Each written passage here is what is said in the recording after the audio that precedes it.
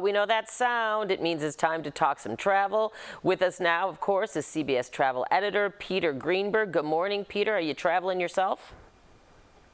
I am, of course. You can always ask me that question. Today, I'm in Charleston, South Carolina. All right. I like to know. I like to live vicariously through you, Peter. All right. Let's start with tariffs. Top of everyone's mind right now, at least a lot of folks. How are they going to affect travel plans? Well, already, even before the tariffs, we're noticing a dramatic downturn in foreign travelers coming to America. Down about 20% over the last 6 weeks, which sort of matches the actual time limit or the time duration of the Trump administration. And the reason that's being given is the perception of America as being unwelcoming. We'll see if that sustains itself like it did back in his first administration with the Muslim ban on travelers then as well.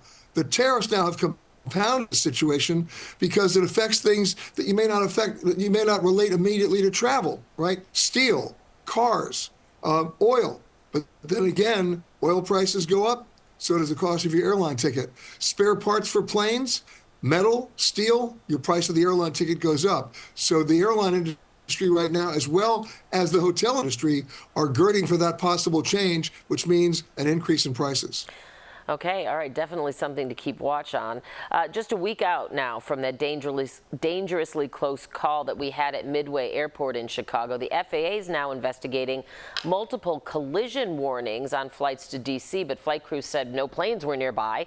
At least 12 teams, though, have reported getting these alerts. Could they actually make the skies more risky for pilots? Well, the false alerts in themselves don't make things risky because it keeps the pilot's attention span.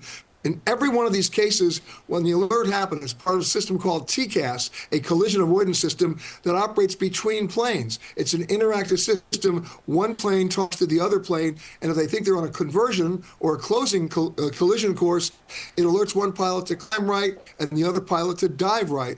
In all these cases, when they got the collision avoidance alert, the pilots looked for the traffic. They didn't see it, but at least they were aware of it. Now, we have no idea what generated that, because that doesn't come from the ground. It doesn't come from the FAA. It comes from the systems within the airplanes themselves. So that's what they're investigating now. Oh, boy.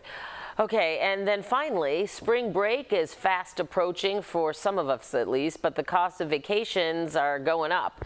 Squaremouth actually reports the average spring break trip costs over 26% more than it did last year, so that's now more than double pre-pandemic prices. How can people save on spring break?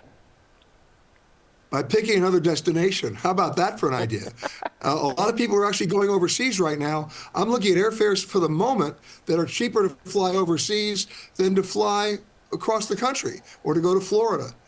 One airfare, to give you an example, from San Francisco to Cairo is $436 round trip. Whoa. Not bad. Go see the pyramids for spring break and don't get crowded out in Fort Lauderdale. All right, so just, maybe rethink your plans and pick that new destination. I mean, I'd love to go see the pyramids. All right, Peter Greenberg, thank you so much as always, and we hope to talk to you next week.